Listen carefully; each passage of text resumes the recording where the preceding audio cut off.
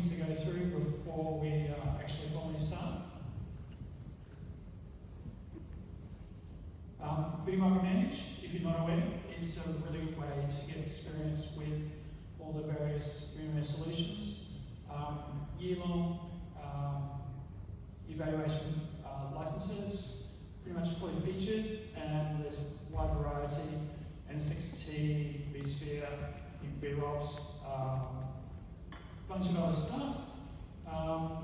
There's a good percentage of VMware training courses, and very handily you can get a fair bit off the certification and subscription costs, and Lab Connect, which is also really useful. The VMUG contact details, so if you've got questions, you want to know more about something that's being presented, or you've got an idea for the next VMUG, or we've got a webpage, we've got a Twitter, and an email, or come see myself or any other the VMUG people, and we'll be more happy to get you in contact with the right people or work out something. So we've got the Azure VMware solution presentation. We'll then have a quick pizza networking break, and then afterwards another VMware presentation on ensuring clear skies with inbuilt cloud security. We don't currently have a confirmed date for the next VMUG, but it's looking to be sometime in August. Good afternoon, my name is Cetinich. I work for VMware. I lead the Azure VMware solution business for VMware across ANZ. And here with Anthony Higgins, who's the cloud solution architect for AVS across ANZ as well. Okay, so let's get into it. So I'm going to give one slide across, bit of a one-on-one, bit of a sales sort of pitch, but really just to sort of set the backdrop of what Azure VMware solution, or AVS as we like to call it. So the first point I want to make is that AVS is Azure, right? So it's a first-party Microsoft service. So it's not a VMware service.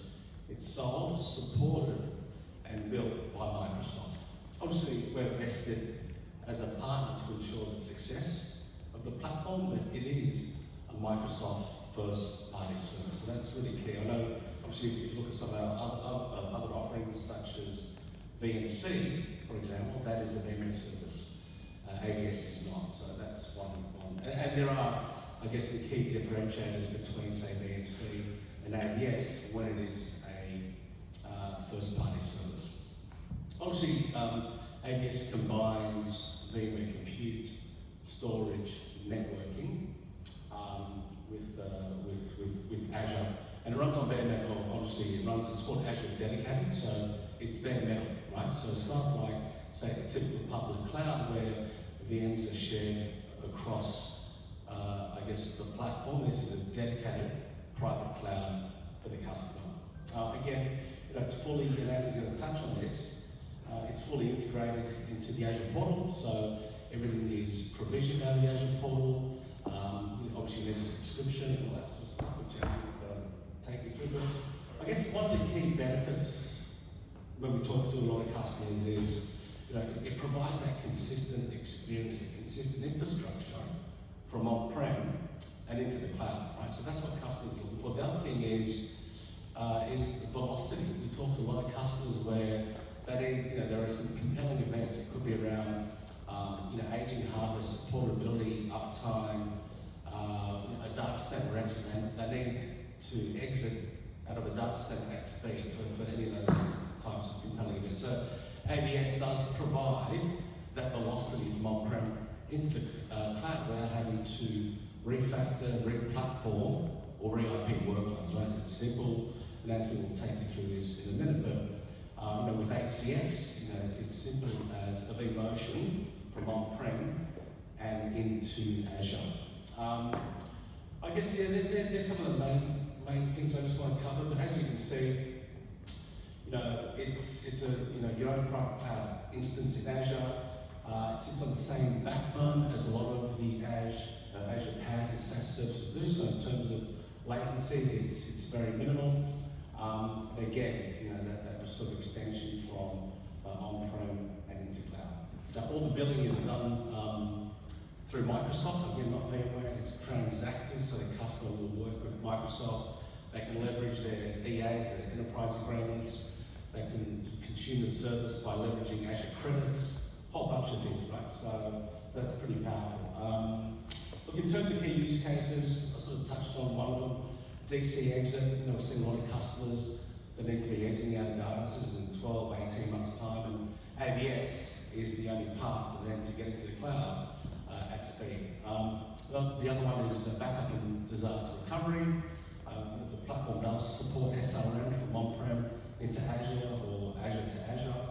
VDI is another one we're seeing, hybrid cloud, so customers that are looking for bursting capabilities into Azure, this platform also does provide that. So that's it from a high level.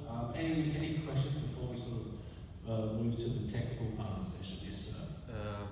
Could you please compare VMware solution on Azure versus AWS, for example, in terms of usability, services, and GUI, whatever? Yeah, that's probably a good question for Anthony, but what I can, and Anthony will sort of touch on that stuff in a minute, but in terms of the capability, we're running Cloud Foundation, and so it's the same software stack running on AWS as it's running in Azure as well. There are definitely some differences in some of the networking constructs that Anthony can talk about but also to your point, some of the GUI, some of the services stuff which we can discuss in a minute. Billing is a big difference between the two of them. Pete from VMware. Amazon's one goes through VMware, so you can sell it and buy from VMware. Correct. Microsoft is through Microsoft. Yeah, I'll sort of touch on that. So exactly as I said before, this is a Microsoft first party service. So it's not something that's in the marketplace, ISV. This is Microsoft owned, built and supported and transacted through Microsoft, not VMware. So billing is a big one. But as I said, some of the key, when we talk to customers, some of the key differentiators are, and Microsoft have a bit of a monopoly here where you go run a Windows Server workload or a SQL workload in Amazon or VMC, guess what? You need to pay for a license. You get that same workload and put it in AVS, guess what? It's for free. So, when we talk to big banks and big miners, as you would know, this comes in the millions of dollars. It's not like, $100,000. Customers with, say, 1,000 workloads could be in the millions. Another benefit is ESU, or Extended Security Updates, right? So, customers, say, with legacy, say, 2008 or 2012 workloads, which are now coming up for ESU, to maintain, patching on-prem, you have to pay Microsoft. Or in any other hyperscale, you need to pay Microsoft to provide you extended security updates.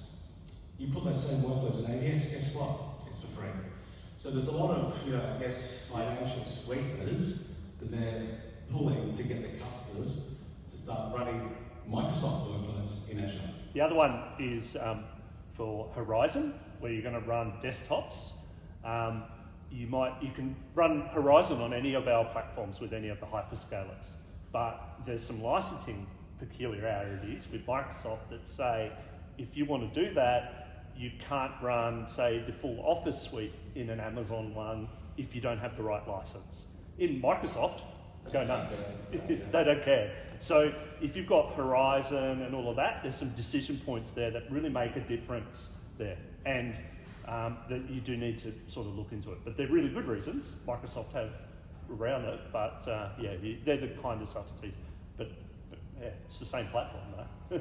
Yeah, exactly. That's some of those differences. But I'll have it off to the smartphone. The last thing I'd say is I wouldn't be from VMware if I didn't talk about multi-cloud at this point in time and say that there's not just one cloud for every customer. It can be multiple clouds, and there's reasons why you would put some workloads on AVS and some on VMC, perhaps at the same time, and perhaps even with cross-cloud services running between them. So that's not the topic of this talk. So thank you. Okay, thank you.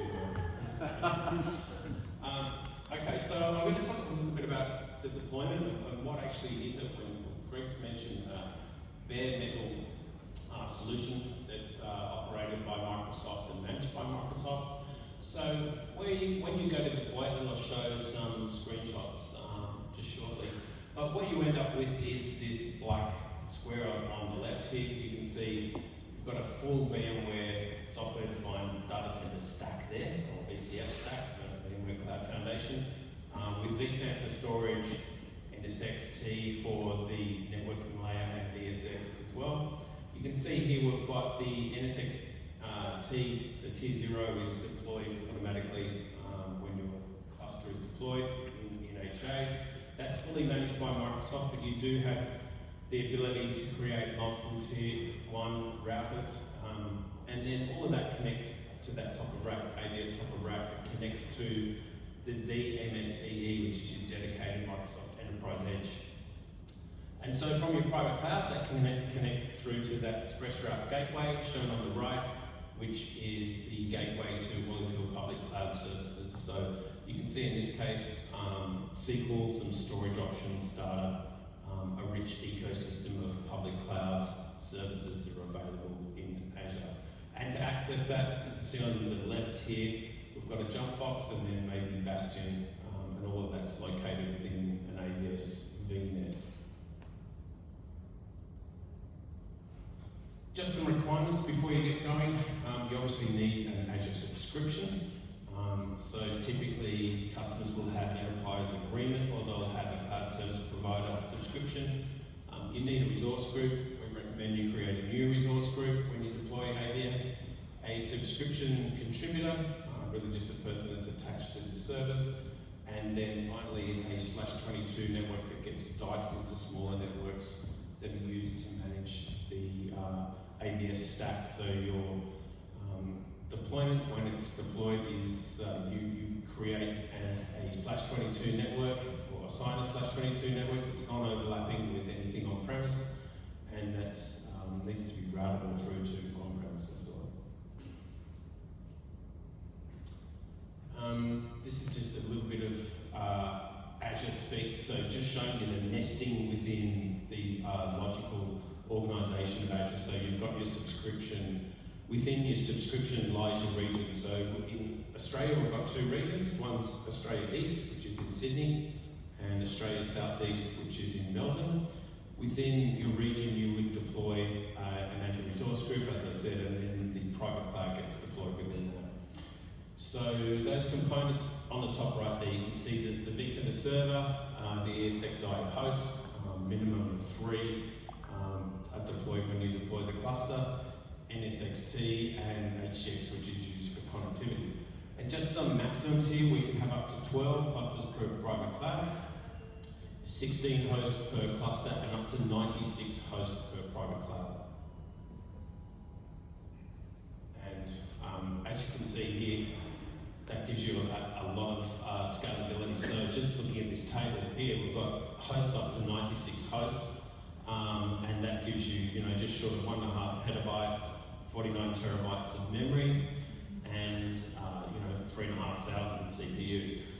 On the right, you can see we've got, this is the specification for the nodes. It's a hyper-converged solution. So we've got these high-performance compute nodes that are used as part of this solution. And we're talking about dual Intel Xeon processors, 18 cores each, half a terabyte of memory, and 2 storage tiers. So there's a faster non-NVMe tier, which is used for caching, and then just under 15 terabytes of SSD, and dual uplinks to Mellanox switching.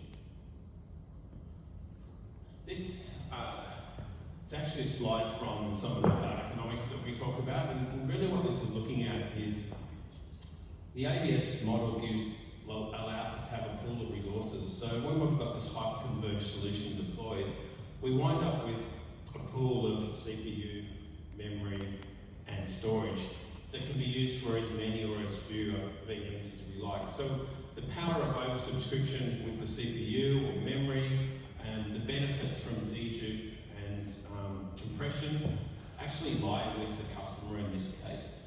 The example that you can see on the right is what we would get in public cloud. So we're reserving the t-shirts, the each t-shirt has a certain amount of memory, CPU, and we can attach some storage. But the benefits of oversubscription and dedupe, those benefits of having multiple customers on that shared infrastructure lie with the cloud provider.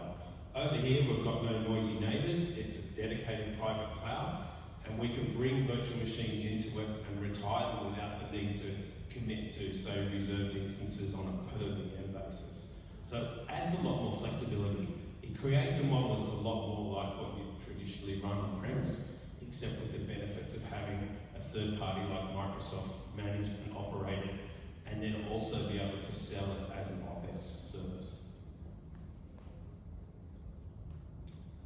As you would expect with an enterprise class service, we've got monitoring that's available right through the stack, but there's some advantages here. So, for example, if you had a node failure, Microsoft have spares available, they'll swap a spare in, they'll rebuild onto that spare, and you may not even know that there was an issue or maybe it was reported to you later on.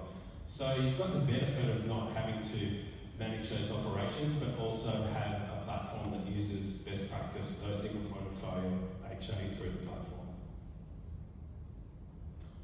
This is an example of deployment. So as I mentioned, fairly simple to deploy.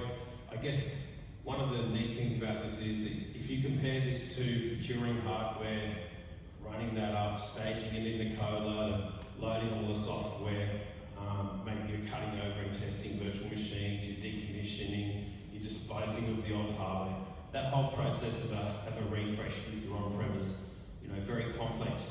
There's financial risk, there's technical risk. And so this just shows you really, on the left is all the information that we need to deploy your private cloud. So you've got that subscription and the resource group I talked about, a resource name, a location, so I mentioned straight east or straight southeast, the size of the host. Now, that node I showed you before is called an AV36. We've got an AV36P, which is an update coming, and there is an AV52, which is a jumbo SKU that's available overseas, but hopefully we'll see that here sometime. Anyway, so you choose that size of the host, AV36, number of hosts, so they can be 3 to 16 within this cluster, that site or address block, the /22, and then within 4 hours you've got that full software-defined data center stack, you've got infrastructure as code, you've got the ability to have all of the VMware logging and management capabilities that you know and use, as Greg said, for media environment, within 4 hours. And so we think that's pretty amazing. And once you've got that within 4 hours, we can begin to connect and then migrate virtual machines pretty quickly. One thing that's different is you get to choose your IP address in Microsoft, where in Amazon you don't. So I've had a couple of customers go, we have conflicting address space, it's not going to work for us, and a whole bunch of workarounds have to go in place. So you've got a little bit more autonomy, and I've actually seen it. It's BYO address space. Yes. For management. Yeah. It's public addresses. Yeah. So just to look, who knows, who's familiar with vSAN here? I assume there'd probably be a fair number. Okay. So obviously we're using vSAN. I mentioned before around a caching tier and a capacity tier. And then, by the time we've done our array and we've assigned FTT and storage policies and all of that, there's various calculations around the usable storage that's available. But I think one of the neatest parts of this is just around encryption and key management. That's available out of the box. If you've ever had the pain of managing your own keys and setting up your own key vault, that can be something that's feels like an unnecessary overhead, but from a security standpoint, it is essential. So all of the keys are managed. Your data stores are encrypted out of the box, and all the data is encrypted at rest.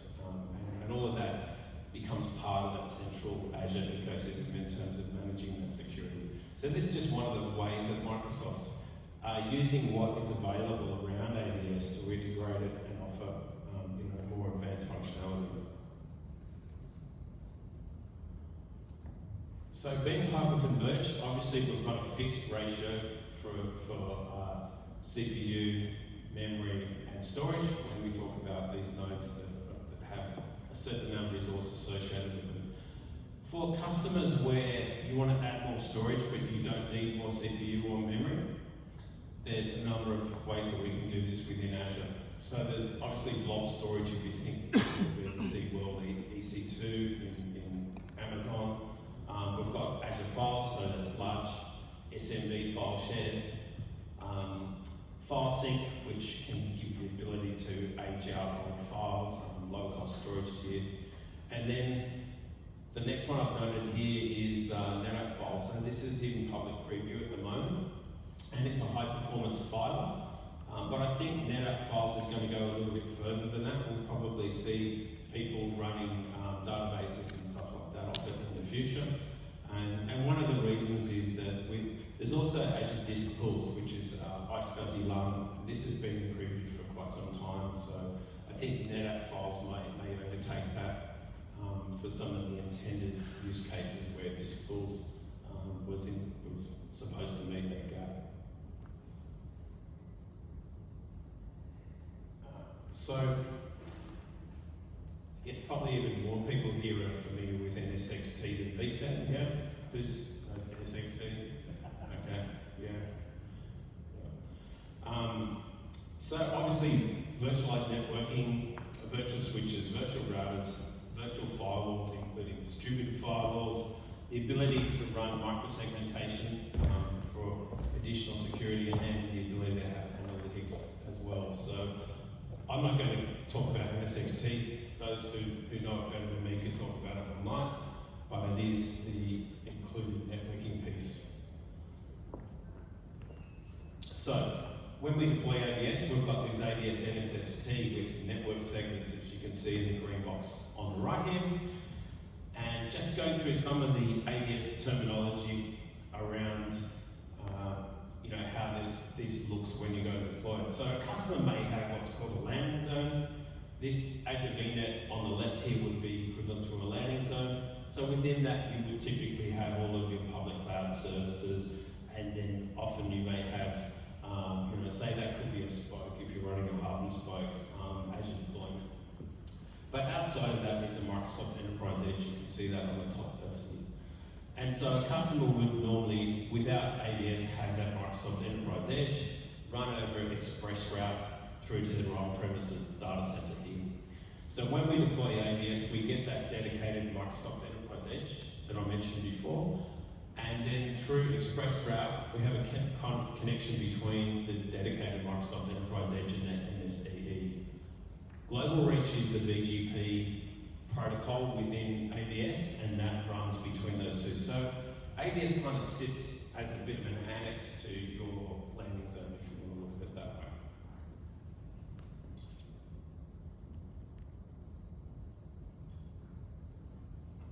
So this will be some of the traffic flows. So as I said, that first one, the dark blue there between the customer edge and your landing zone, is fairly obvious, but the part that probably isn't so obvious is when you deploy AVS, you've got that dotted green line, which is routing between on-premise and AVS, and perhaps even less obvious is the light blue one, which is set up as a direct peering between your dedicated Microsoft Enterprise Edge and that express route gateway.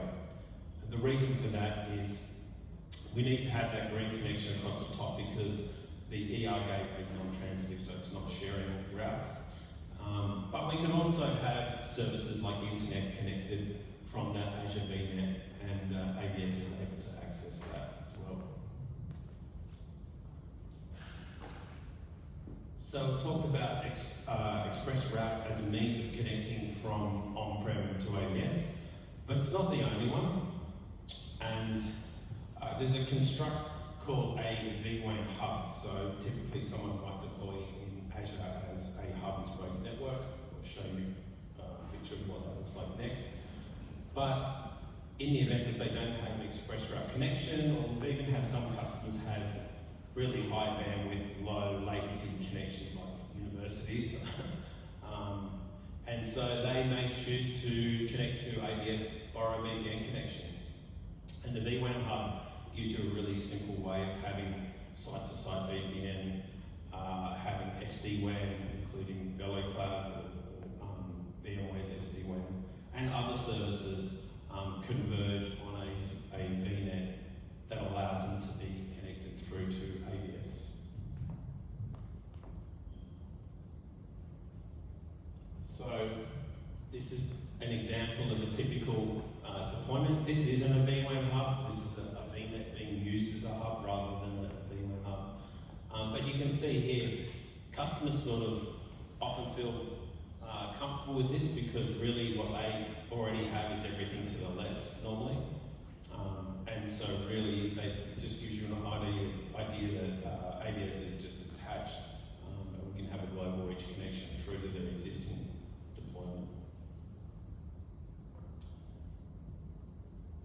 I include this in here because it's just a good example of how big this environment can go. So this is an example, and if you look at that, we're talking about the maximum numbers that are available.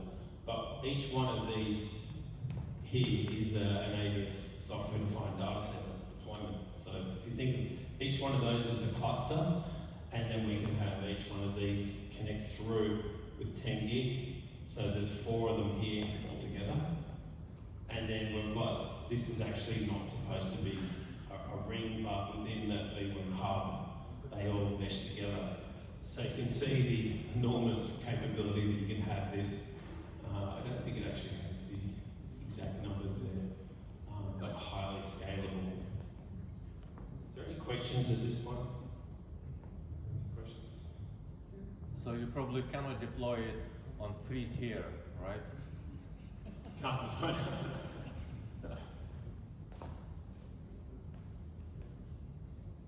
Okay, so HCX, is anyone familiar with HCX? Some people? No, okay. If you know VMC, you probably have come across HCX.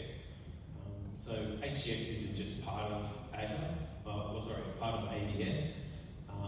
It's the migration technology that's used across VMware's hyperscaler solutions and including VMC, but can also be used by customers migrating to their own private clouds. There's various ways that it can be used to provide a network overlay that's used for migration or hybridity.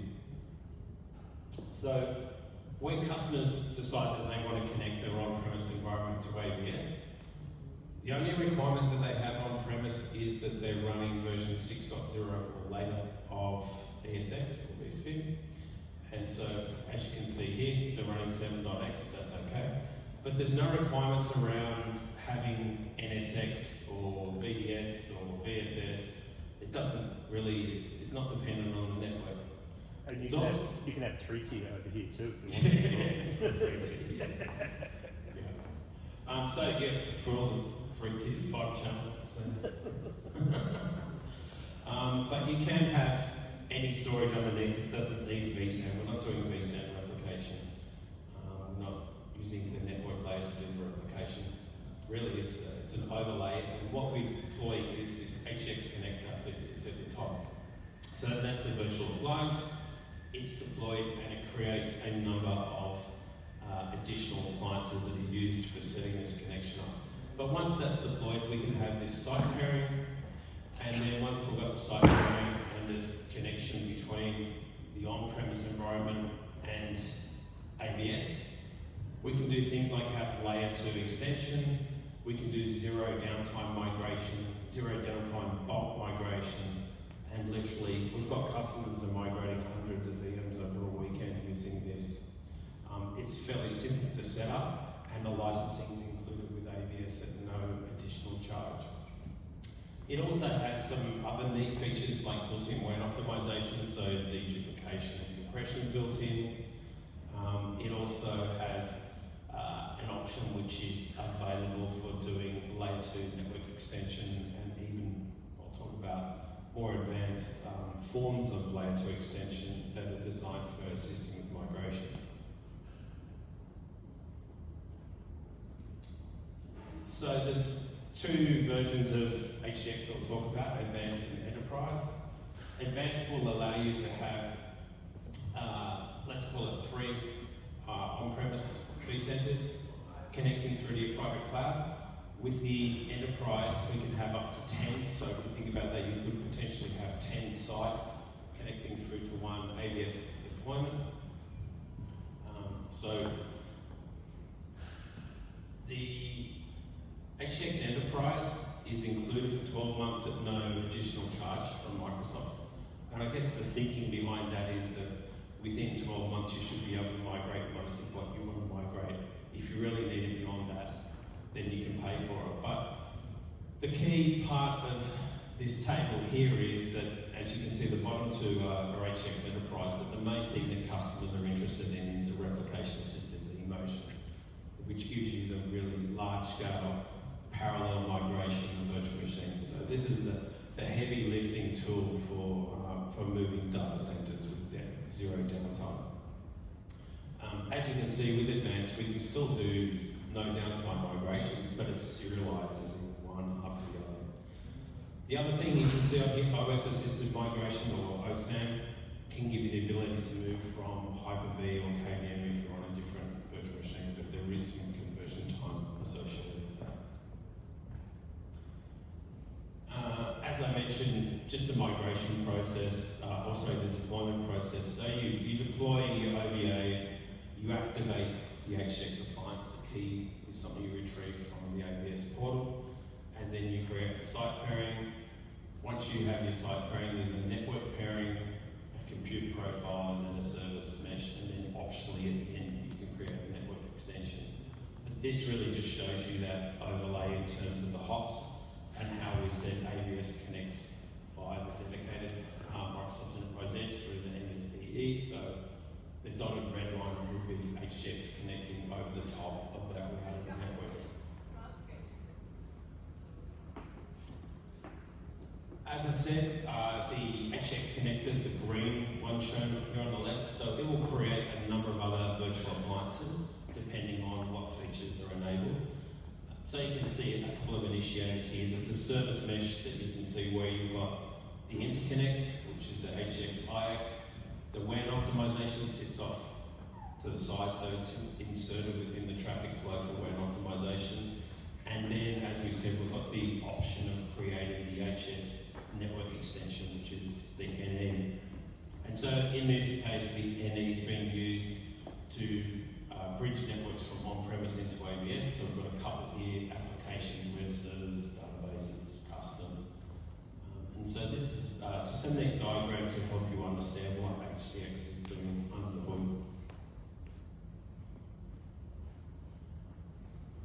One of the problems that when customers begin to extend networks into AVS, a typical problem is just around tromboning traffic via on-prem. So if I've got my typical inter-VLAN routing, let's say I've got my web gateway on-premise and I extend my networks into AVS. In this example at the top, you can see there's a web network and an app network. So normally for routing between VLANs, you've got that solid green line there. So multi-segment applications and inter-VLAN dependencies require routing by that router that's located on premises. And so if we go and move those networks into AVS, you can see that that happens. We wind up with this ugly grey line here where traffic has to go via that on-prem router to get to the other VLAN, and then it needs to traverse HCX back into AVS. So kind of ugly, incurs egress charges, increases latency, just not really something that you want while you're migrating your applications or if you've decided you want to leave the network extension on. So mobility optimized networking solves this by allowing each of the VMs on in AVS to actually have a local connection. So that local connection, as you can see on the right there, it's kind of like having its own inter-VLAN router as part of AVS. And so in this case, the traffic no longer goes back over that HCX layer 2 extension to route between segments. And so in this case, the web and the application VMs can talk to each other without having to talk via that on-premise connection This extends also to being able to access public cloud services. So in the bottom right here, you can see different public cloud services that might be accessed that way. And then finally, it can also be used for internet access. So you don't need to go all the way back to on-prem to get out to the internet.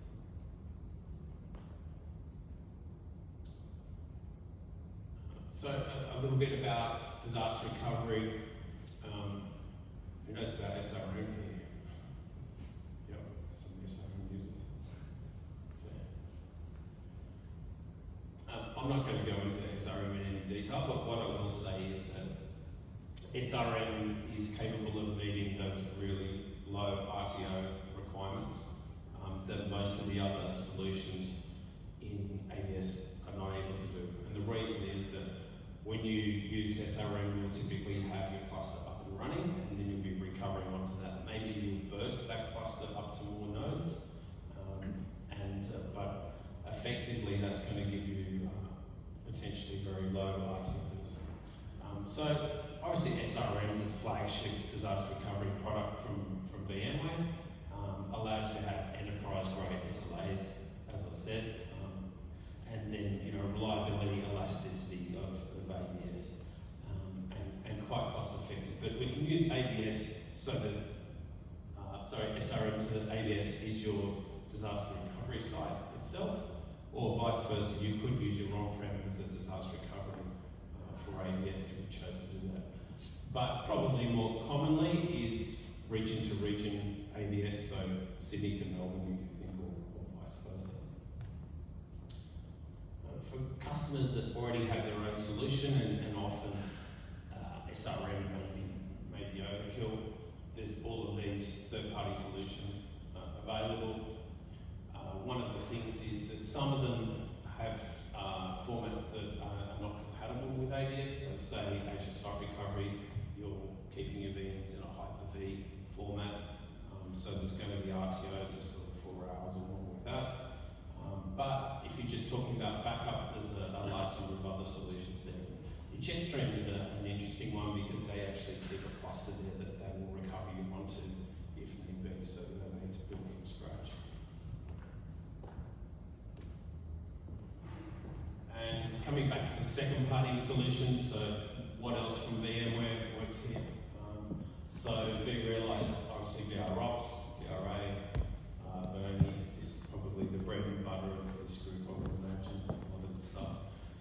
Horizon, as we talked about before, probably, Horizon, we've got full VDI, but we've also got the option of having Horizon Cloud on Microsoft Azure running adjacent. So some customers may choose to use that in conjunction with running their server workloads on an AVS cluster. SD-WAN with AVS, so the Inbuilt cloud offering, and then some of the more advanced offerings around NSX. So not just the advanced load balance or the AVI load balance, but we've also got things like the distributed firewall and some of the advanced threat protection that runs there, like the IPS IDS. We've also got Site Recovery Manager, as I mentioned, but then last but not least, one that sort of often is overlooked with customers when they're considering AVS is Tanzu containers. So AVS isn't just a place to move your workloads when you've got nowhere else to put them, but it's also a place where you can choose to modernize and take advantage of the latest offerings in terms of containerized applications and modernization of the applications. And that's pretty much all I wanted to cover. It's a lot in a short time. Has anyone got any questions? Yeah. Can you have VMC, AVS, and on-prem running in a triangle shape or form? Yeah, and that's it's something I've seen done in practice. I don't know if the customer is using it yet, but certainly that having that cross-cloud capability with HCX is something that's available. And there is actually some work that's being done around having SRM between clouds, because there's some customers don't want to have their DR site with the same cloud provider that they have their production site. And that may even include, like you say, a triangle with on-prem. Yeah, I spoke to Satya today. There's a customer out of Asia, just doing that. The glue to that is HCX, right? So you want to build a framework where you're not going to move a lot of stuff and then get charged for it. It doesn't matter. All these clouds you're going to charge for data leaving, right? So part of the art form is having an infrastructure that respects all of the bits. So yeah, it's entirely possible, and there's demonstrations with that now as well. Yeah, and I guess really HCX is kind of the conduit for that. Yeah. And then, you know, SRM and disaster recovery is a really great application for that, to take advantage of that architecture. But then I guess we'll see other solutions and other requirements met with different components and, you know, products from VMware as well, looking to build out more of a multi-cloud architecture that does more. Is there any CDS, like Cloud Director Service, on top of AVS? Yeah, it does run. There's kind of a multi-stage process around the way that that's being rolled out, and I guess it's because, you know, if you're concerned, or if you look at it that if a partner were to take CDS and run it on AVS, then all of a sudden that partner has contracts with various other customers that don't have a contract with Microsoft, and so it can introduce some issues, and I'm sure they're looking at that. But there is, I know of customers, larger customers who want to have multi-tenancy and overlapping subnets and all of that sort of thing. And it is being worked through for those customers first. Yeah. Being very choosy. You just run multiple instances. Wow, it's unlimited. You just keep running it. But it works. I've got another question. Can you expand a little bit on what Greg mentioned before in terms of licensing for Windows and SQL when it's running AVS, as well as patching for retired OS? So what I can say is, so Azure Hybrid Use benefit is, it kind of has two different forms when you talk about public cloud, right? So I'll talk about the ESU as well. So because these are the biggest financial levers that a lot of customers may overlook when they're considering public cloud, or they may overlook them when they're considering staying on premise. But if we just look at the Azure Hybrid Use benefit, if you're moving to AVS, you can bring those existing licenses that you've got from on-prem into AVS, including SQL licensing as well.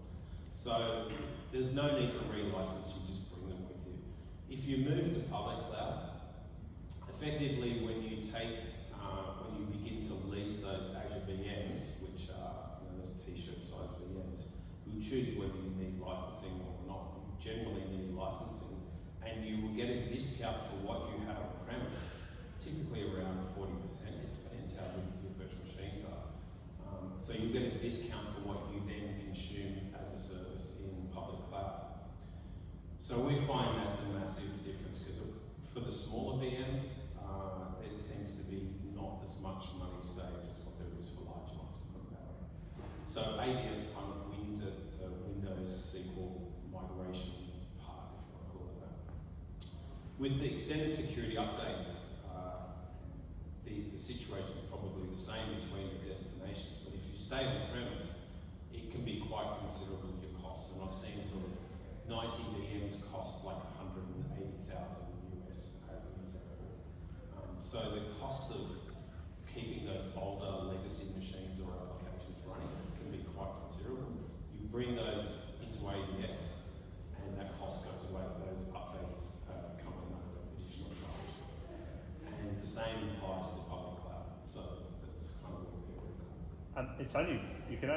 It's only going to be able to run Windows 7 there, isn't it? There's going to be some limits to where customers can even get support for some of this stuff into the future, right? And 2008 I think is about to sort of has that. Yeah. But the other point is that you did mention this around running Microsoft 365 Office Productivity Suite, we'll call it that, in AVS. It's okay, you can do that. But in other environments, there's definitely limitations. Yeah, it depends on your licensing agreement. A lot of it is when you struck the license too, right? So if you meet certain dates, it's not a problem. When we work with customers, and Anthony will do it with what do you call it? The cost process. TCO, cloud economics process. He'll build that into that process for you. Go and work that out. But it is, as you just said, Anthony, it's considerable, right?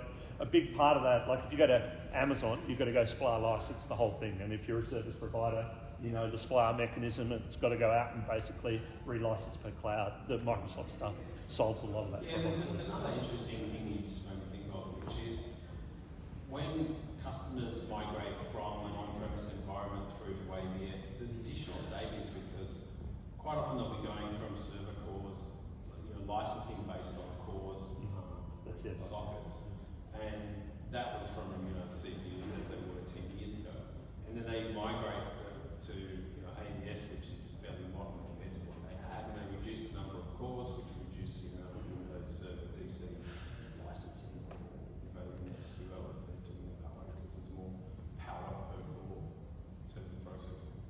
Can you bring your own VMware? You can, but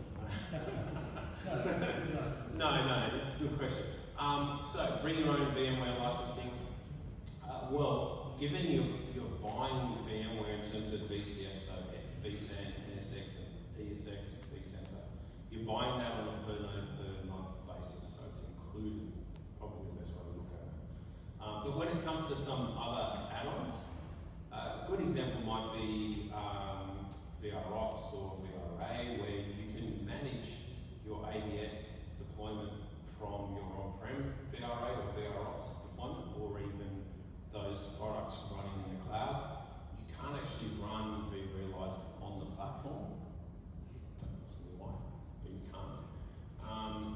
And then you can bring some other products to the platform, but generally we're only talking about, say, networking sides and stuff like that. But there's a watch this space. Is there not, Greg, coming for some of the stuff?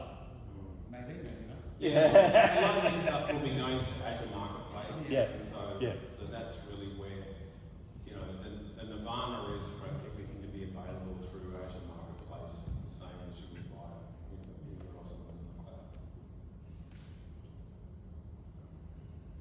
So you said you cannot reuse on-premise ESX license, for example, or vCenter. You don't need it because it's included. You can't bring your own.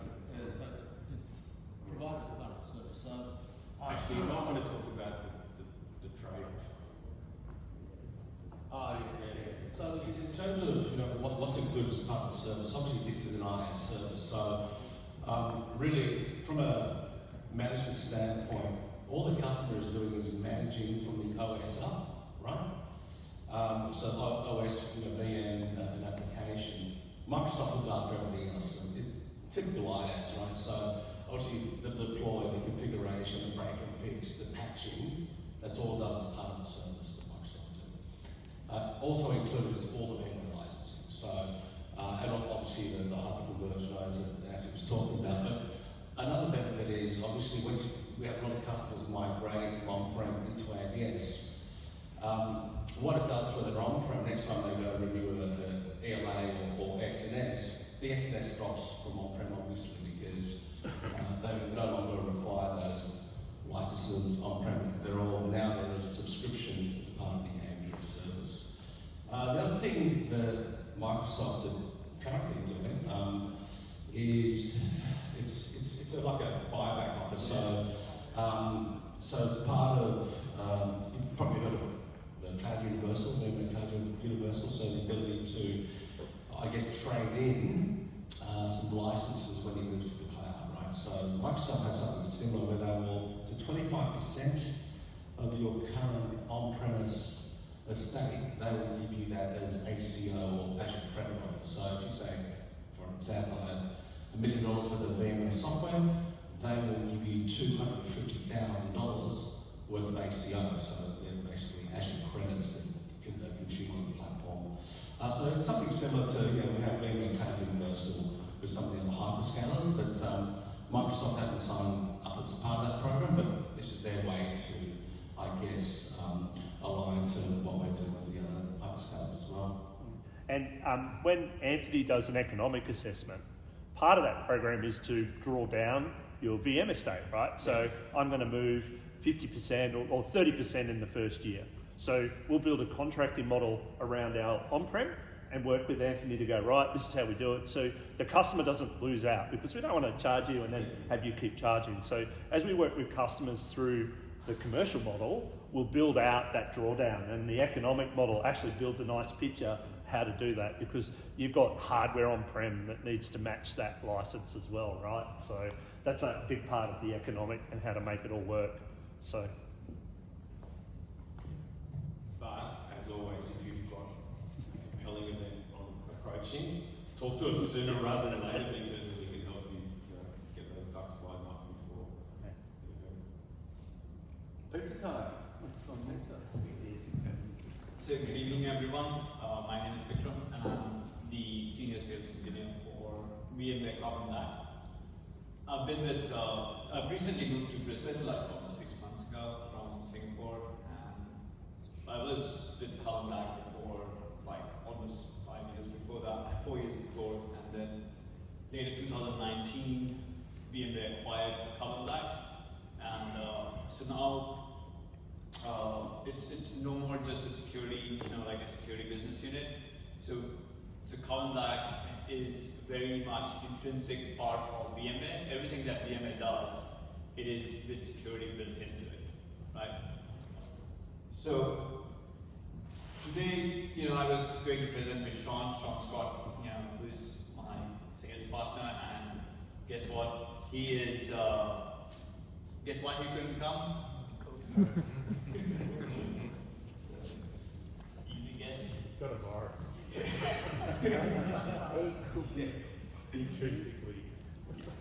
So I'll just go through some of the slides, and then I'll definitely, then I'm going to talk about more technical stuff. But given, in the last few years, especially after COVID, the attacks that we have seen, the security is suddenly more in the news. Like everyone is talking about security because of the millions of dollars of ransomwares, and then even when we talk about the Ukraine attack, that's like even before the first shot was fired, the attack was already like 10 days ahead in terms of cyber attacks from Russian side, from the Ukrainian side, from everywhere on the critical infrastructure, banks, everything, right?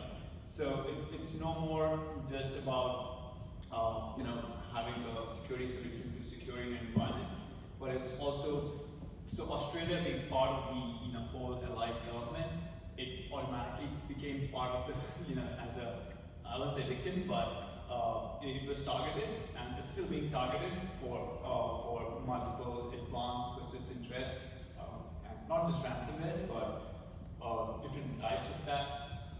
When we think about like security, it's not just about protecting whatever it is, but also to have that visibility of where are my workloads, right? So it could be on AWS, Oracle, Azure, Google, Alibaba Cloud, or anywhere, right? It could be on-prem.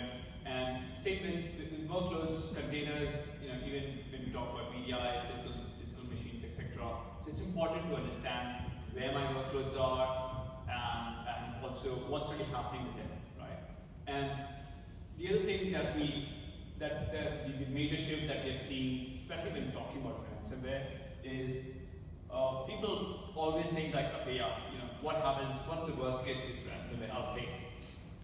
But what if they're not asking for money? We've seen a lot of ransomwares where it is just, the main idea is to steal the data, and that's it, and then to wipe off everything. Whatever is happening in Ukraine, all the ransomware attacks, or even like on the other side, the ransomware attacks that are happening, it's not to gain, like money. It's to wipe off everything, steal the data, and then wipe off everything. And the image that we have of an attacker is very different. Like we used to think like attacker comes in and sits behind the laptop with a hoodie and he's like just coding and hacking everyone. But what we've seen is very different, and most of the organizations have already reached. The attacker is what we call island hopping, transferring from one machine to another, from maybe from service desk to IT administrator till they reach the end goal, which could be a payroll system or the customer database, whatever it is, and they sit there, seal the data, and then only at the end of the attack, they do the ransomware. So it's someone sitting at your home. You go normally do your stuff, but they are like listening to you, reading your stuff and everything, right? It's very different now. And when we talk about cloud optimization or moving to cloud, of course some of the things we have to consider is, of course, like multi-cloud, no lock-in, but also about how is my security moving along, right? When I'm on-prem, I have my firewalls, I have my IPS, IDS, everything in place, but what really happens, when the server is not really in my control, and do I have the same level of visibility of what's really happening there? So when we talk about VMware Carbon Black, there's a lot of perception that it's antivirus software. It's kind of it is, but it's much more than that. It is a platform which is integrated with different VMware technologies. So this platform is of course the base of it is the next generation antivirus.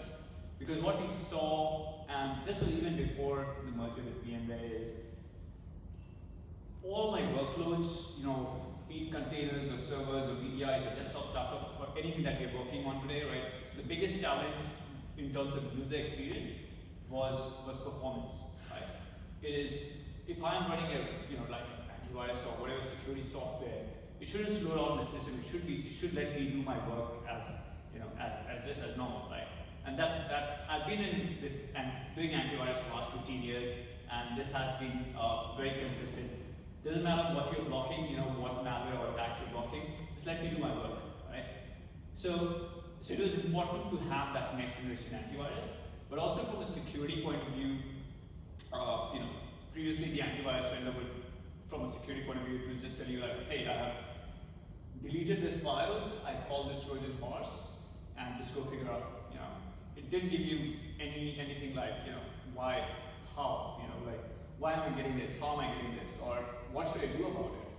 And that was pretty much, it's from 2007 all the way up till 2017, 18, where it was just no information for management, because if you get an attack from a management perspective, the main thing you want to understand is why it happened, right? So we created this platform, it is a SaaS platform with multiple capabilities built into it, so that you don't have to have like multiple consoles, multiple agents, and have a separate solution for AWS, separate for cloud, separate for on-prem. So one platform, single agent that can support any platform, all Mac, Windows, Linux, multiple flavors of Linux, and it also provides, from a workload perspective, it's not just like servers where you can install. Something this is built into vSphere, so you're not really installing those agents anymore. You don't have to manage those agents, upgrade it, or update the BIOS definitions and all those things. This is all taken care of from the vSphere itself. So when we talk about Carbon Black cloud workload, so the main idea was, okay, now we are part of VMware, and first thing that, when we think about VMware, the first thing that comes to mind is vSphere, right? So how do we integrate into it? Because that's one platform that, that the VMware administrators or the server administrators are working on day in, day out, and that's what they're accessing. So how do we make sure we are built into it so that, again, you don't have to deploy AV, or you don't have to think about rebooting your servers, or doing like the vulnerability management, or even finding more information like what are the patches installed, what applications are installed on my workloads. What if I can do all of that just from the vSphere itself without logging into any other console, or without installing any agent or managing any agent? So that definitely helps in terms of administration. And also part of the platform is the container security. which definitely is something that we are adding more and more capabilities on our container security platform. But even today, there's less, I would say, education around, or less people know that we also have that container security platform, which is built into our common black cloud workload. So, from a container security perspective, we provide security at all levels of the deployment phase, build phase, runtime, all levels of the CI/CD pipeline, right?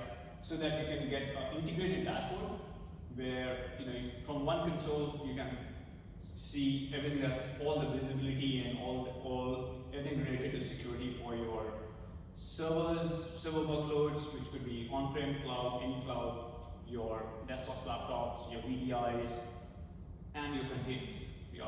And even for the containers,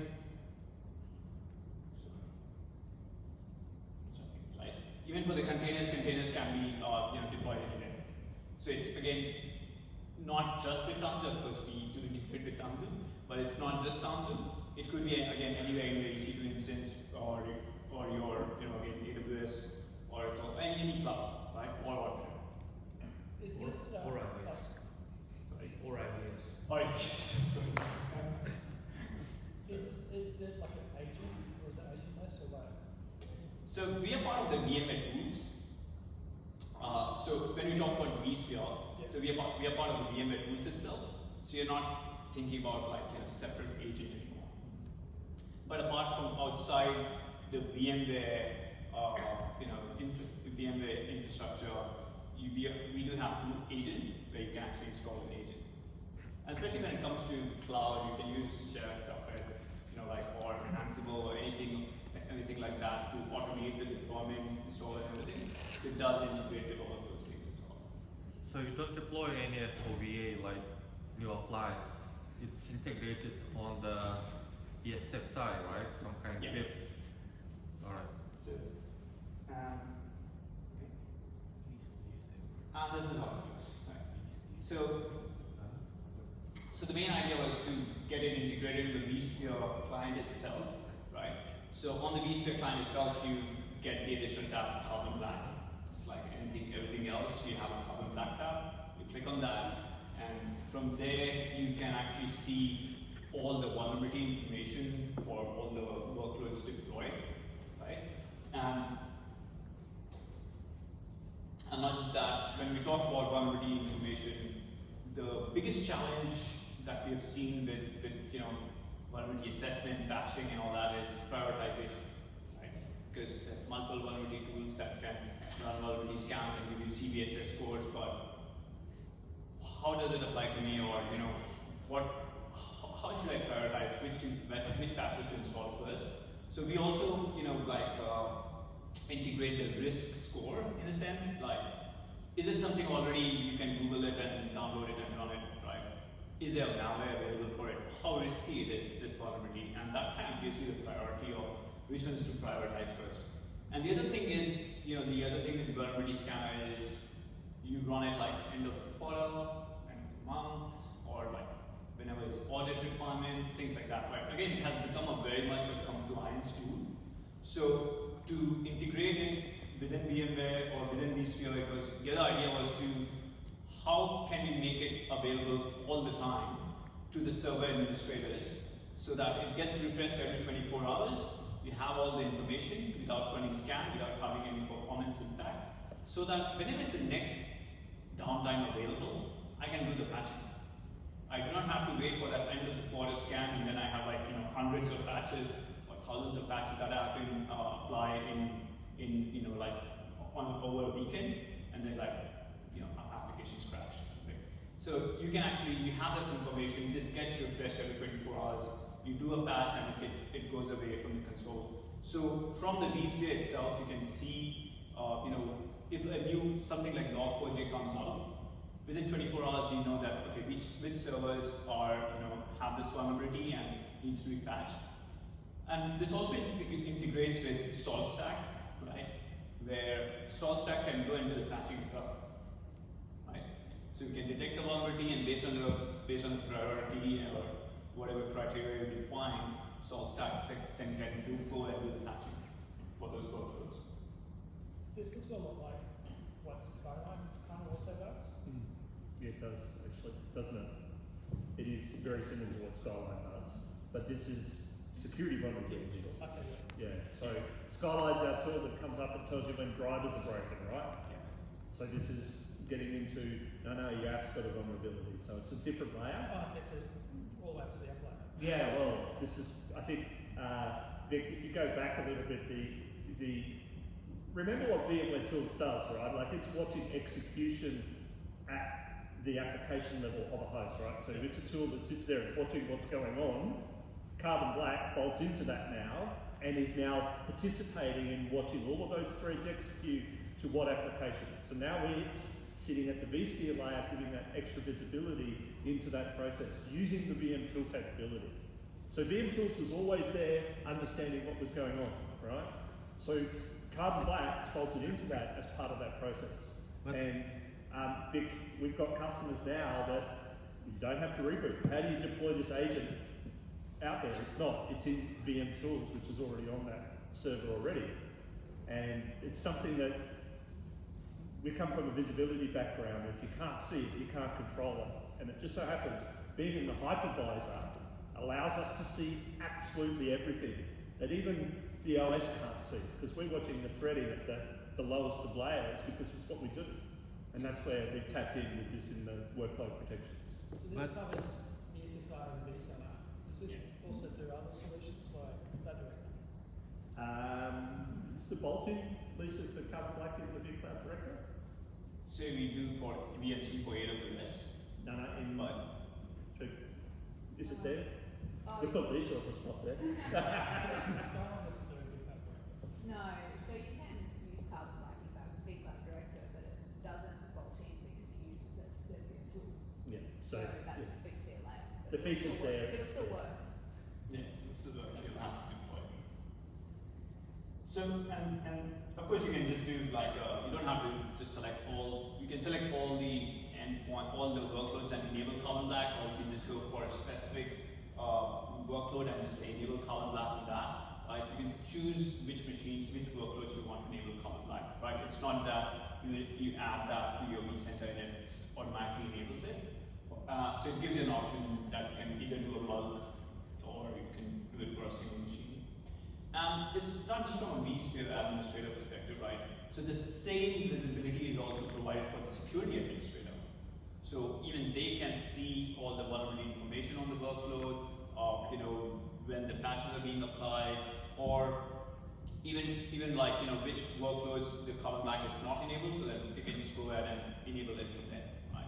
So again, because it doesn't really require us to deploy or install an agent, so it can be managed from both from a security team and the infrastructure team. So what it does is it breaks down that that barrier of sending Excel files and all the list of vulnerabilities every month and quarter and back and forth, like I've patched this, I've not patched this. So since both the teams can see the same view, so they know what is there and what's done and what still needs to be patched. And of course, this is we do not run a scan because it is an EDR tool, so it is collecting all the information on the cloud.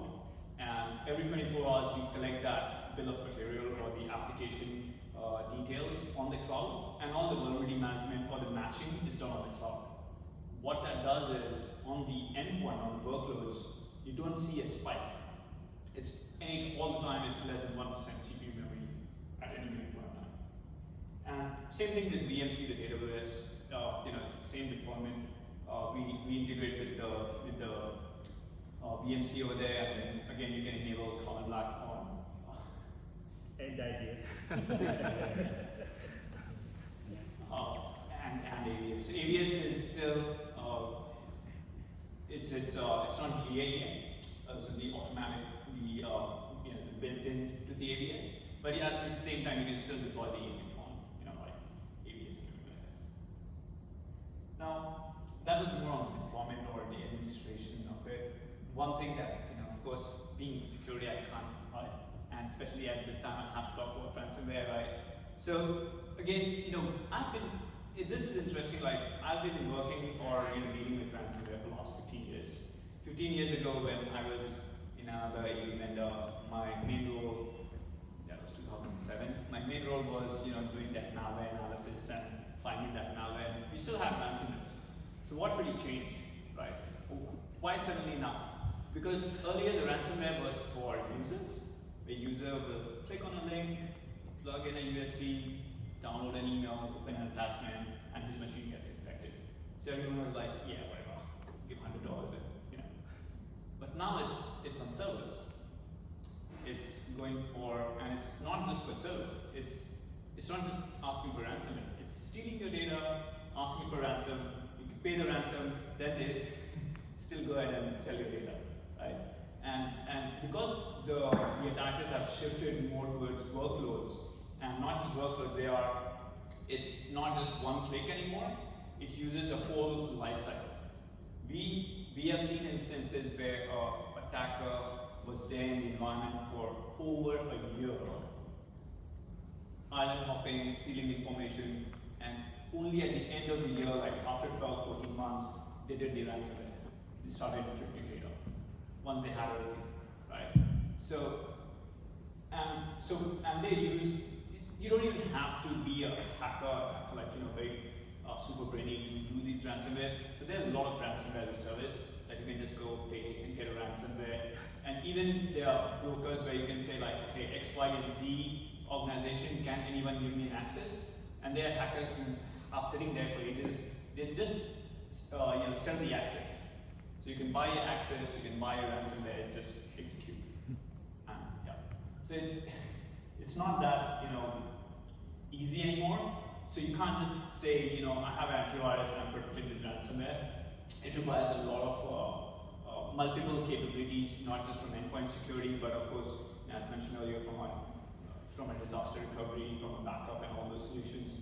And just doing a backup does not mean you're protected with ransomware, because you know what? Like ransomware, the first thing it does, deletes the backup, or goes after your backup, unless it's like a different location, etc. Right? But the first thing that they do is go for your backups. Right? That's where they take time before encrypting. Go for your backups. Make sure they modify your master boot record so you can't boot up in safe mode or do any remediation, etc.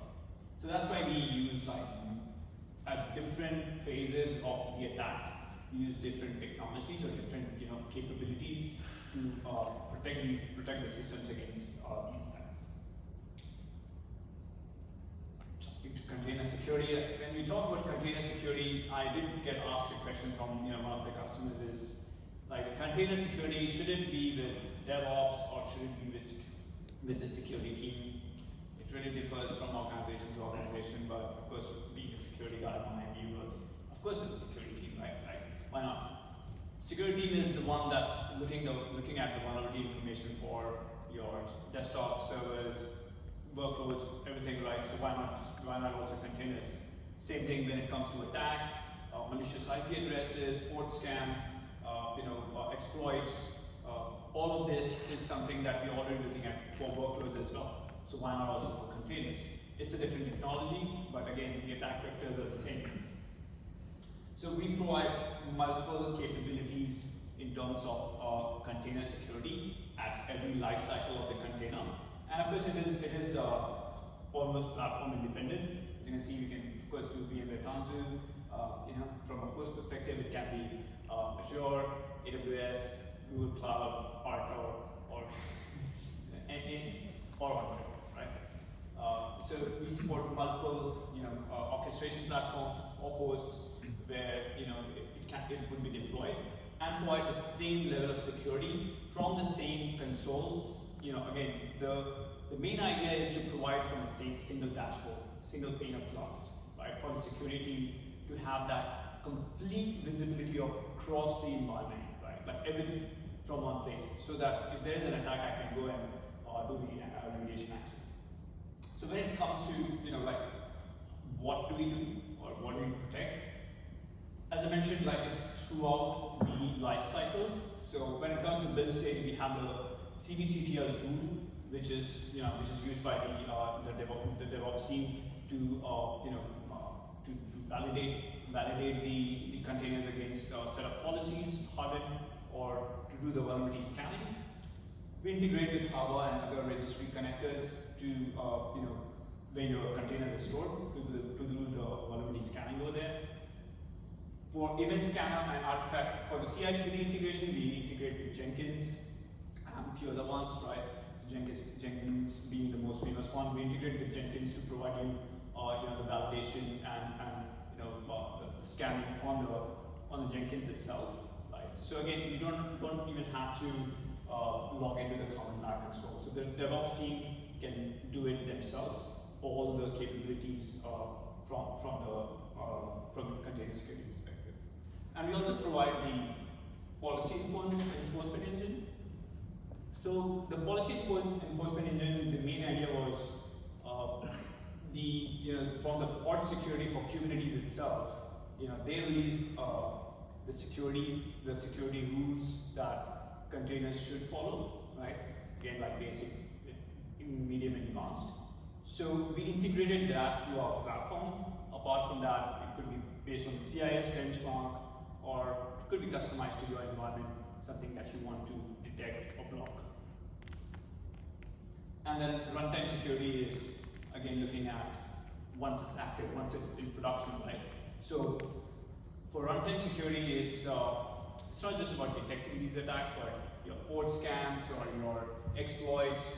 We also look at your all the network connections and provide intelligence if it's connecting to any malicious IP addresses, things like that, and all of that from a runtime perspective. And apart from that, we're also adding the EDR capabilities in terms of like a process level behavior to the platform as well, pretty soon.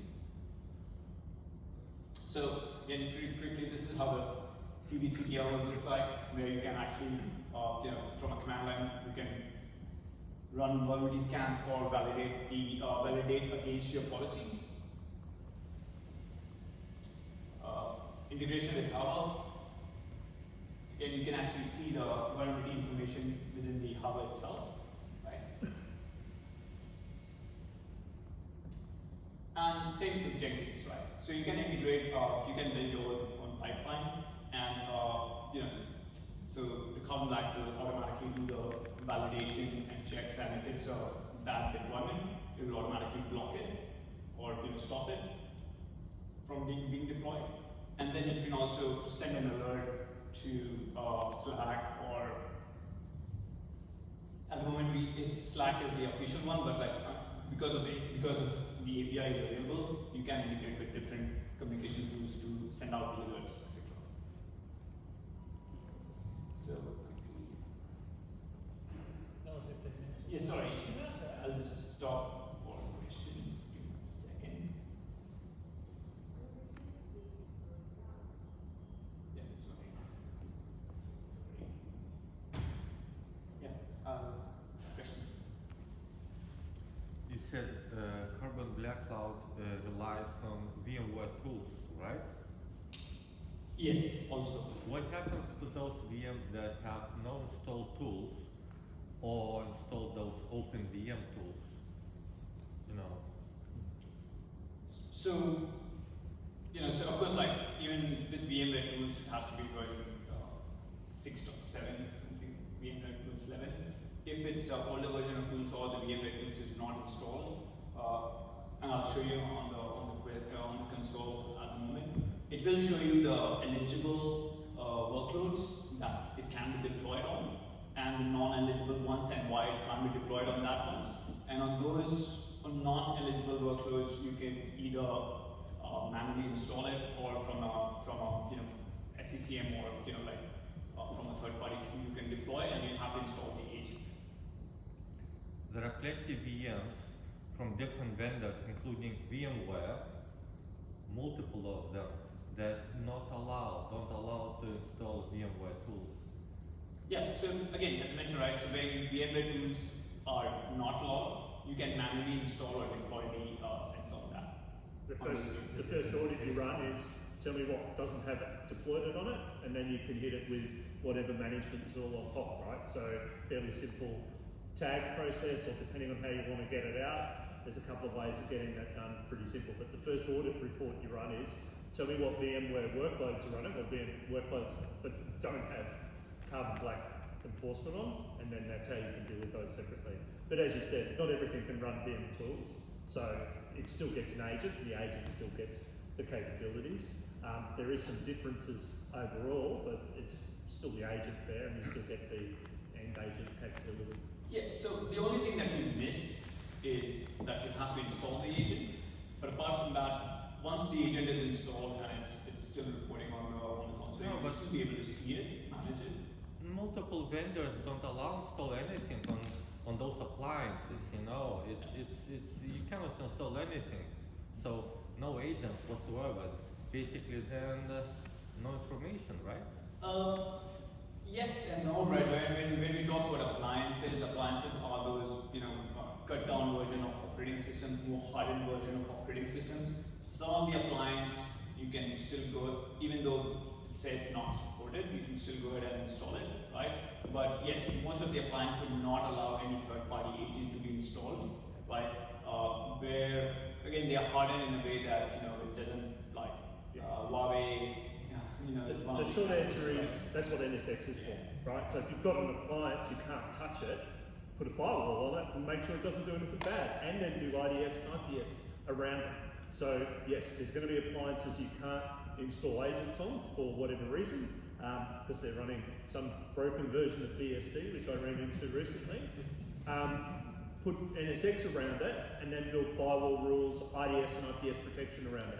So Carbon Black forms part of the security suite, which is all layers, and it's a really interesting presentation if you ever get to see it from the guys that put that together about that's only one point of it. This is workload protection. Then you put the rest of it around it, that's stuff that you can't touch.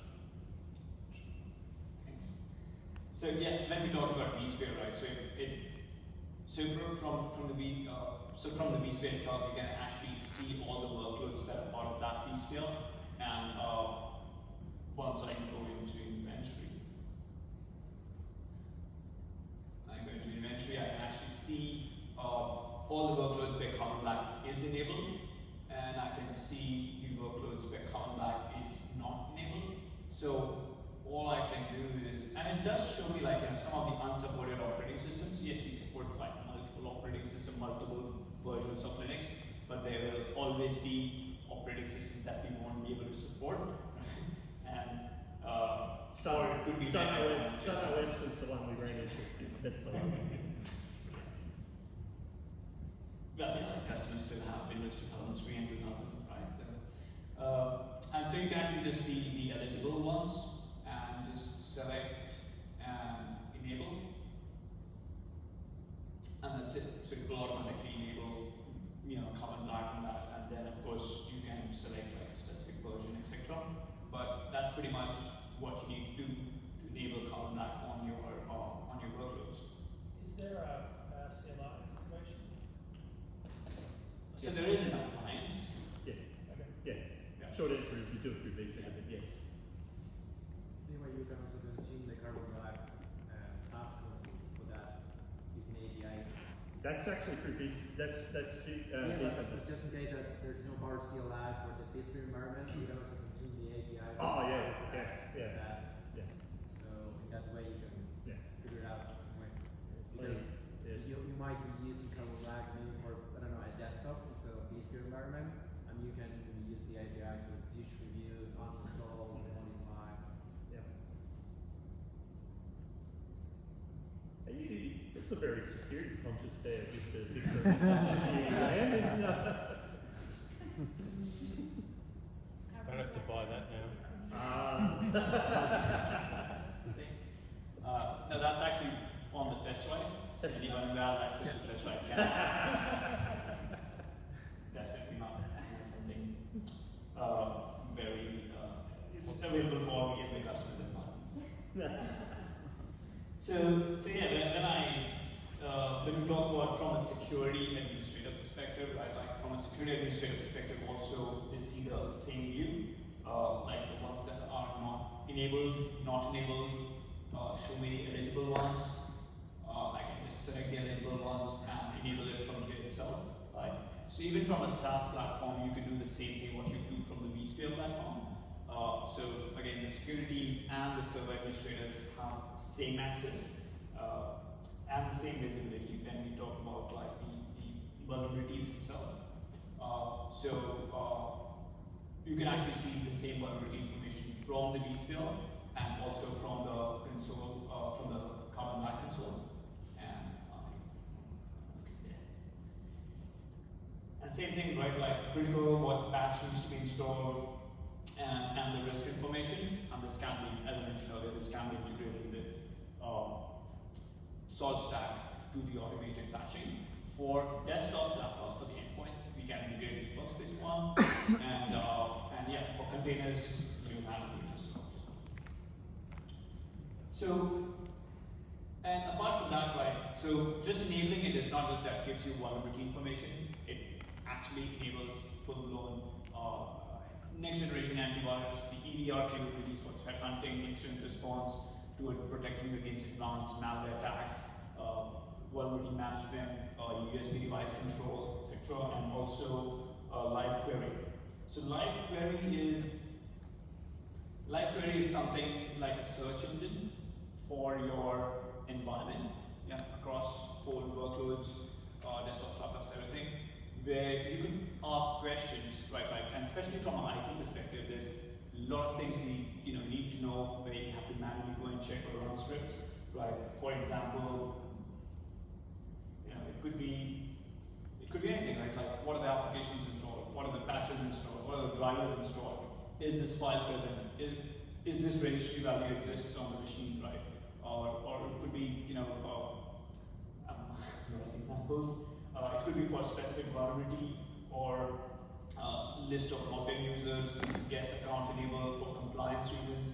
Maybe your CIS benchmark. You can actually search your whole CIS benchmark to see how many servers are still compliant or non-compliant to the benchmark itself, right? Because of course, during hardening, we follow the whole CIS benchmark, but if there was someone made any changes after that, it's very difficult to track.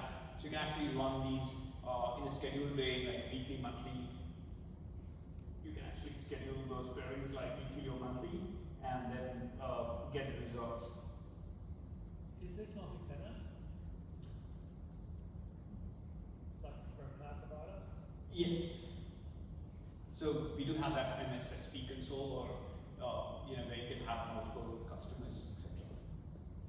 And we do have like partners in Brisbane who have that multi-tenancy, who provides services for Carbon Black in terms of management and from security perspective. Is it minimum 30 seats per tenant? 30 50 points? 50 for MSSP it's 50, for direct it's 100.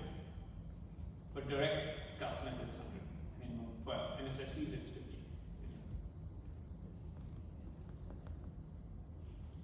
Right, so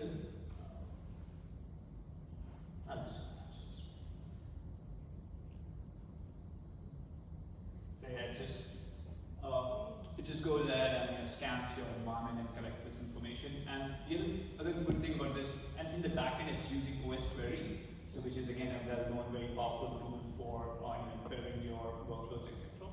And it's not just like one-time scan. That means it will wait for your servers to be online for almost 7 days. So even if you run a query, it's not online now, it will wait for 7 days to get back those results. And this can be exported and integrated with your SIE and stuff. And this is all, it is an open API, so people with more interest in API, everything that you can do from the console, you could actually do from API as well.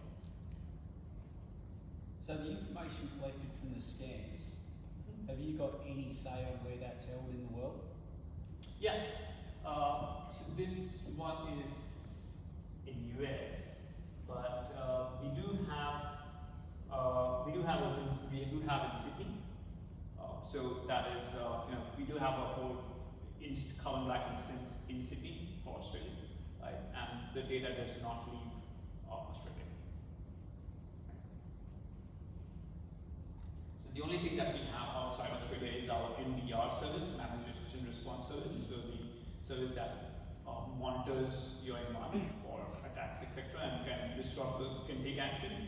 So currently that service is based out of mostly US and Japan, but the console and all the data still remains in Australia. And mostly the partners doing that in Australia for us anyway. So exactly. That MDR process is usually localised to partners because you need someone to run in with the fire hose in case something burns down. So yeah, and as mentioned, we have partners in Brisbane who are doing not just like monitoring but incident response, right? Like so whenever they are called, whenever there's a breach, they are called in to go and firefighting. They use Carbon Black, right? And they use Carbon Black to do that incident response to find the attackers or to find the whole root cause analysis, which is great, right? So when we talk about from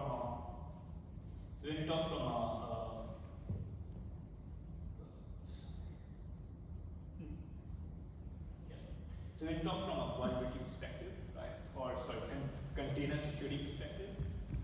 Once container security, again, we use as a daemon set, so it's not really an agent installed on every container or anything like that, right? So we use daemon sets and they do the enforcement for us. And once you add a cluster, we automatically scan all your containers, and even without enabling or adding any new policies or configuring anything, you can actually see your overall risk profile for all the containers, right? And for example, we have like allow privilege escalation. So I can see like these containers allow privilege escalation, right? I can go at risk, and I can see my risky containers, what kind of risk it is, and more information about it, and how do I go ahead and fix it. Right? And when we talk about from vulnerability perspective, you can also see the overview of all the deployed containers. And again, as I mentioned, it is throughout the life cycle. Could it be it in the build phase, or like even after deployment, like once you have deployed images, it will still go ahead and scan those images. You can do manual scans, and this is for deployed images. You can actually see all the vulnerability information, etc.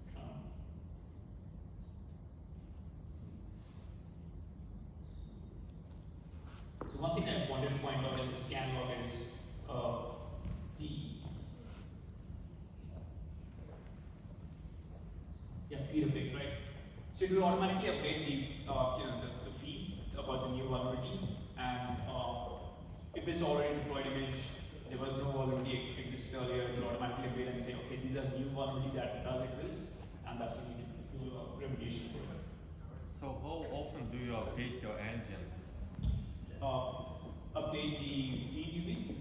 Engine, the scanning engine. So again, this is the good thing, it's on the cloud. So everything is all automatically updated on the cloud. And from the sensor, or from the workload perspective, it is like every 24 hours we refresh that information, we send it to the cloud. For the containers, again, same thing for the feed updates, every 24 hours we refresh that information. So you don't scan for viruses, only vulnerabilities, right? No, this is more from the vulnerability perspective.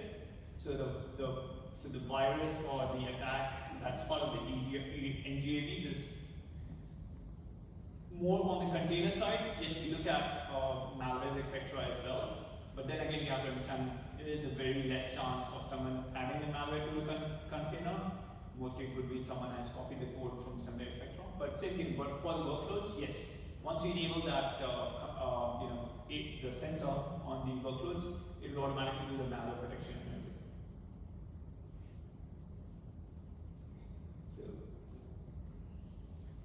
So same thing for runtime security, as mentioned earlier, right? You can actually see what connections, which container is making what connections. Out of those connections, which connections is it connecting to any unsecured? Is it connecting to any unsecured website? What are the reputation? If there's any port scan or attacks on the container itself.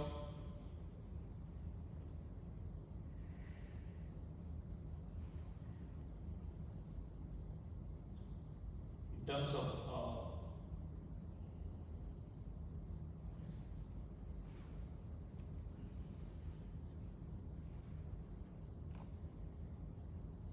in terms of policies, again, as I mentioned, you have these Kubernetes pod policies that are built into the console itself, which can enable for compliance and hardening those containers, right? And then this can be validated automatically or using the CVCTL tool by the developers itself.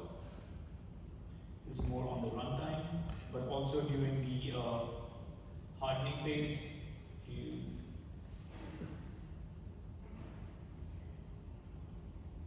you have all the policies. You also have some of the policies also allow you to enforce.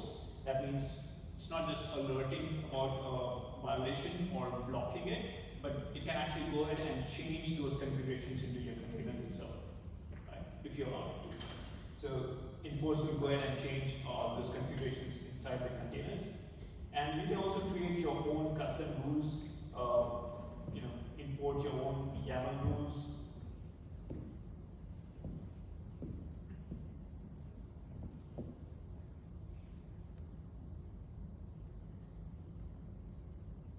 And you can even allow or block certain repositories, right? So just one last thing, as mentioned earlier. So from a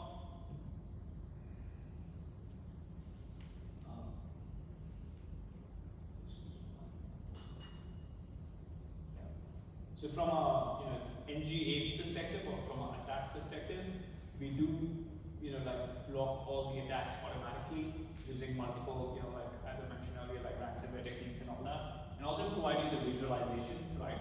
So having that visualization or that visibility is very important about not just like that I was attacked or this is a malware, but how did it get in, what else it was doing, who was the user, which computer, what commands they were running, what were the attack behaviors, and all the information about the attack, so that I can just look at that and I can quickly understand what was the root cause, like who, what, why, when, where, right? And rather than just going ahead and digging into the computer and searching and updating virus definitions and running scans. So yeah, that's it for me. Thank you very much.